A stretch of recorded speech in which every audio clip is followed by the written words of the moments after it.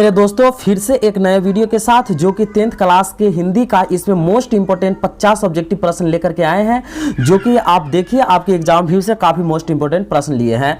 तो बिना समय गंवाए हुए आइए फर्स्ट नंबर प्रश्न को देखते हैं कि भीमराव अंबेडकर की दृष्टि में लोकतंत्र के लिए क्या आवश्यक है। ठीक है, तो इसका आंसर क्या होगा? इसका आंसर डी नंबर हो जाएगा, लोगों में पारस्परिक श्रद्धा और सम्मान का भाव हो जाएगा। चलिए दूसरा नंबर प्रश्न की ओर चलते हैं और दूसरा नंबर प्रश्न कर रहा है the rise and fall of the Hindu women के लेखक है। ठीक है, इसके लेखक कौन है? तो इसका आंसर जो है ए नंबर हो जाएगा, भीमराव अंबेडकर है। दोस्तों बता दें, अभी तक अगर यदि आप प्रत्येक विषय का चैप्टर वाइज यदि ऑब्जेक्टिव नहीं देखे हैं तो जरूर एक बार प्लेलिस्ट या डिस्क्रिप्शन को चेक करें। तो आइए देखते हैं थर्ड नंबर प्रश्न। वैसे वीडियो यदि अच्छा लगे कि यदि आपके लिए अगर हेल्पफुल वीडियो बन रहा है तो जरूर चैनल को सब्सक्राइब करेंगे।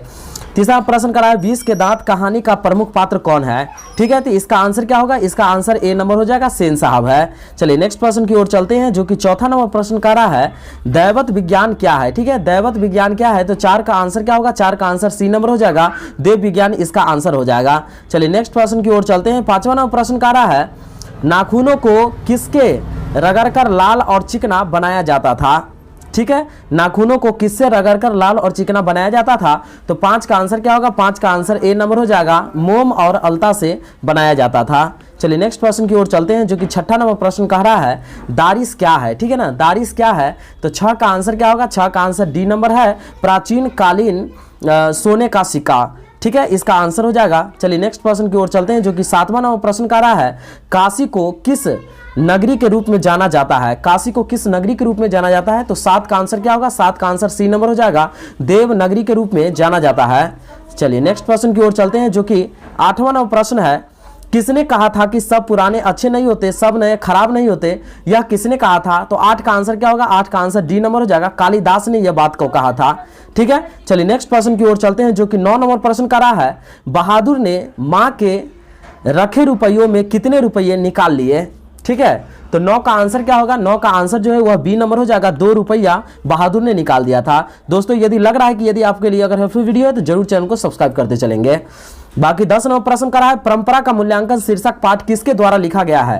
परंपरा का मूल्यांकन शीर्षक पाठ किसके द्वारा लिखा गया है? 10 का आंसर क्या होगा? 10 का आंसर सी नंबर हो जाएगा, रामविलास शर्मा इसका आंसर हो जाएगा। चलिए नेक्स्ट प्रश्न की ओर चलते हैं। 11 नंबर प्रश्न करा है जीत जीत मैं निरखत हूँ पाठ के केंद्र में है। जीत जीत मैं निरखत हूँ पाठ के केंद्र में है। 11 का आंसर क्या है? 11 का आंसर ए नंबर है, बिरजू महाराज इसका आंसर हो जाएगा। ठीक है, चलिए नेक्स्ट प्रश्न की ओर चलते हैं। 12 नंबर प्रश्न यंग इंडिया के संपादक है। यंग इंडिया के संपादक कौन है? तो 12 का आंसर क्या होगा? 12 का आंसर बी नंबर हो जाएगा, महात्मा गांधी इसका आंसर हो जाएगा। चलिए नेक्स्ट प्रश्न की ओर चलते हैं, जो कि 13 नंबर प्रश्न का रहा है शेक्सपियर किस भाषा के कवि है। शेक्सपियर किस भाषा के कवि है? 13 का आंसर क्या होगा? 13 का आंसर सी नंबर हो जाएगा, अंग्रेजी इसका आंसर हो जाएगा। चलिए नेक्स्ट प्रश्न की ओर चलते हैं, जो कि 16 नंबर प्रश्न का रहा है ट का उच्चारण स्थान क्या है। दोस्तों वीडियो अच्छा लग रहा है तो जरूर चैनल को सब्सक्राइब करेंगे। बाकी बता दें, यदि व्याकरण का अगर आप टॉपिक वाइज अगर ऑब्जेक्टिव देखना चाहते हैं तो जरूर प्ले लिस्ट को चेक करें, वहां से आप व्याकरण बेहतरीन समझ सकते हैं। तो ट का उच्चारण स्थान क्या होगा? ट। ठीक है, तो 16 का आंसर क्या होगा? 16 का आंसर ए नंबर हो जाएगा। ठीक है ना, जैसे त थ द दंत ट ठ। ठीक है ना, त ठ ड ढ। यहाँ सॉरी यहाँ जो है ना ये क्या हो जाएगा? यहाँ इसका मूर्धा आंसर हो जाएगा, ट ठ ड ढ मूर्धा हो जाता है। ठीक है, त थ द जो दंत हो जाता है, कंठ क ख ग हो जाता है, च छ ज तालु हो जाता है। ठीक है, चलिए नेक्स्ट प्रश्न की ओर चलते हैं, जो कि 14 नंबर प्रश्न क्या करा है तीसरा साक्ष्य पुस्तक किसके द्वारा लिखी गई है। तो इसका आंसर क्या होगा? इसका आंसर जो है वह हो जाएगा क्या? 14 का आंसर 14 सॉरी यहाँ अच्छा क्वेश्चन थोड़ा सा मिस्टेक है क्या? अच्छा, पहला ही 16 नंबर पहले हो गया था।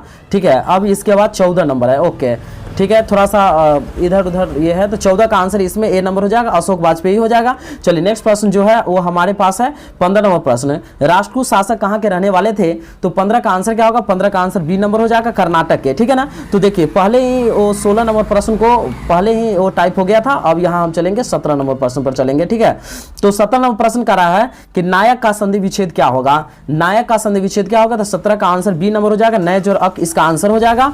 ठीक है, 18 नंबर प्रश्न की ओर चलेंगे। निम्न में शुद्ध शब्द है, निम्न में कौन सा शुद्ध शब्द है? तो 18 का आंसर सी नंबर हो जाएगा, वनवास जो है वह एकदम शुद्ध शब्द है। चलिए नेक्स्ट प्रश्न की ओर, श्याम शब्द है। ठीक है ना, श्याम कौन सा शब्द है? तो दोस्तों बता दें कि श्याम जो है कि व्यक्तिवाचक संज्ञा है, ठीक है ना, प्रॉपर नाउन है श्याम। चलिए नेक्स्ट प्रश्न की ओर चलते हैं। 20 नंबर प्रश्न क्या करा है, फुटपाथ शब्द है, ठीक है ना, फुटपाथ शब्द है। फुटपाथ शब्द क्या है, इसका आंसर बी नंबर हो जाएगा, पुल्लिंग शब्द है, ठीक है। चलिए नेक्स्ट प्रश्न की ओर चलते हैं, जो कि 21 नंबर प्रश्न करा है, कर्पूर शब्द है। तो कर्पूर शब्द क्या होगा, तो 21 का आंसर ए नंबर हो जाएगा, तत्सम इसका आंसर हो जाएगा, ठीक है। चलिए नेक्स्ट प्रश्न की ओर चलते हैं, जो कि 22 नंबर प्रश्न क्या करा है, नेता शब्द का स्त्रीलिंग रूप है।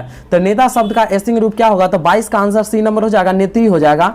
चलिए नेक्स्ट प्रश्न की ओर चलते हैं। 23 नंबर प्रश्न करा है, सर्वनाम के कितने भेद है। सर्वनाम के कितने भेद है, तो 23 का आंसर जो है वह सी नंबर हो जाएगा, 6 भेद है, ठीक है। चलिए नेक्स्ट प्रश्न की ओर चलते हैं, जो कि 24 नंबर प्रश्न करा है, यह घर किस विशेषण का उदाहरण है। यह घर किस विशेषण का उदाहरण है, तो 24 का आंसर सी नंबर हो जाएगा, सर्वनामिक विशेषण का उदाहरण है। चलिए नेक्स्ट प्रश्न की ओर चलते हैं, जो कि 25 नंबर प्रश्न करा है, किसका कर्म हो या जिसके साथ कर्म की संभावना हो उसे कहते हैं, उसे क्या कहा जाएगा, तो 25 का आंसर जो है वह सी नंबर हो जाएगा, सकर्मक क्रिया इसका आंसर हो जाएगा।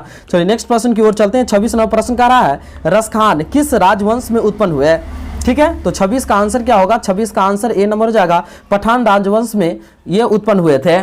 इसके बाद जो है नेक्स्ट प्रश्न जो हमारा है वह 27 नंबर प्रश्न है कि मो मन मानिक ले गयो चितय चोर नंदन किस कविता की पंक्ति है, तो 27 का आंसर सी नंबर हो जाएगा, प्रेम आइनिक श्री राधिका इसका आंसर हो जाएगा। चलिए नेक्स्ट प्रश्न की ओर चलते हैं। 28 नंबर प्रश्न का है, कुंवर नारायण की कविता है। कुंवर नारायण की कविता क्या है, तो 28 का आंसर बी नंबर है, एक वृक्ष की हत्या इसका आंसर है, ठीक है। चलिए नेक्स्ट प्रश्न की ओर चलते हैं, जो कि 29 नंबर प्रश्न का है, प्रेम घन अपना आदर्श किसे मानते थे। प्रेम घन अपना आदर्श किसे मानते थे, इसका आंसर ए नंबर हो जाएगा, भारतेंदु हरिचंद इसका आंसर हो जाएगा, ठीक है। चलिए नेक्स्ट प्रश्न की ओर चलते हैं, जो कि 30 नंबर प्रश्न करा है, लौटकर आऊंगा फिर कविता किस कवि का अनुवादित है, तो 30 का आंसर क्या होगा, 30 का आंसर बी नंबर हो जाएगा, प्रयाग शुक्ल द्वारा यह कविता को अनुदित किया गया था। चलिए नेक्स्ट प्रश्न की ओर चलते हैं, जो कि 31 नंबर प्रश्न करा है, जीवनंदन दास किस भाषा के प्रसिद्ध कवि है, तो 31 का आंसर क्या होगा, 31 का आंसर बी नंबर, बंगला इसका आंसर हो जाएगा। चलिए नेक्स्ट प्रश्न की ओर चलते हैं। 32 नंबर प्रश्न करा है, आंगन के पार द्वार किस कवि की रचना है। आंगन के पार द्वार किस कवि के रचना है, तो 32 का आंसर क्या होगा, 32 का आंसर सी नंबर हो जाएगा, सस्तानंद हीरानंद उत्स्यान अज्ञेय इसका आंसर हो जाएगा। चलिए नेक्स्ट प्रश्न की ओर चलते हैं। 33 नंबर प्रश्न है, मानव का रचा सूरज मानव को भाव बनाकर सूख गया, यह पंक्ति किस कविता का है, तो 33 का आंसर क्या होगा, 33 का आंसर ए नंबर है, हिरोशिमा इसका आंसर हो जाएगा। चलिए नेक्स्ट प्रश्न की ओर चलते हैं, जो कि 34 नंबर प्रश्न करा है, जनतंत्र का जन्म कविता के रचनाकार है, तो 34 का आंसर क्या होगा, 34 का आंसर सी नंबर हो जाएगा, रामधारी सिंह दिनकर इसका आंसर हो जाएगा। चलिए नेक्स्ट प्रश्न की ओर चलते हैं, जो कि 36 नंबर प्रश्न करा है, चितमरा किसके द्वारा लिखी गई है, तो 36 का आंसर जो है ए नंबर है, सुमितानंदन पंत के द्वारा लिखा गया था। चलिए नेक्स्ट प्रश्न की ओर चलते हैं, जो कि 35 नंबर प्रश्न का है, कवि रसखान द्वारा कृष्ण भक्ति संबंधित रचनाएं प्राप्त होती है, तो 35 का आंसर क्या होगा, 35 का आंसर सी नंबर हो जाएगा, सुजान रसखान में इसका आंसर हो जाएगा। चलिए नेक्स्ट प्रश्न की ओर चलते हैं, जो कि 37 नंबर प्रश्न का है, गुणाकर मूल्य का जन्म कब हुआ था, तो 37 का आंसर क्या है, 37 का आंसर सी नंबर है, 1935 ईस्वी इसका आंसर हो जाएगा, ठीक है। चलिए नेक्स्ट प्रश्न की ओर चलते हैं। 38 नंबर प्रश्न करा है, बेटे के आंसू क्यों आते हैं, बेटे के आंसू क्यों आते हैं, 38 का आंसर क्या होगा, 38 का आंसर ए नंबर हो जाएगा, विफलता के कारण आता है। चलिए नेक्स्ट प्रश्न की ओर चलते हैं, जो 39 नंबर प्रश्न करा है, कवि धर्मवीर भारती द्वारा भाषांतरित कविता है, 39 का आंसर क्या होगा, 39 का आंसर डी नंबर हो जाएगा, मेरे बिना तुम प्रभु इसका आंसर हो जाएगा। चलिए नेक्स्ट प्रश्न की ओर चलते हैं, जो कि 40 नंबर प्रश्न क्या करा है, दूसरे के इशारे पर भटकने वाले लोग को क्या कहते हैं, तो 40 का आंसर क्या होगा, 40 का आंसर डी नंबर हो जाएगा, मूड कहा जाता है। चलिए नेक्स्ट प्रश्न की ओर चलते हैं, जो कि 41 नंबर प्रश्न क्या है कि प्रलय शब्द में उपसर्ग है, ठीक है, प्रलय शब्द में उपसर्ग है, तो 41 का आंसर क्या होगा, 41 का आंसर ए नंबर हो जाएगा। उपसर्ग दोस्तों पहले लगता है और प्रत्यय जो है कि वो बाद में लगता है, ठीक है, तो इसका आंसर हो जाएगा। चलिए नेक्स्ट प्रश्न जो है वो हमारा 42 नंबर प्रश्न है,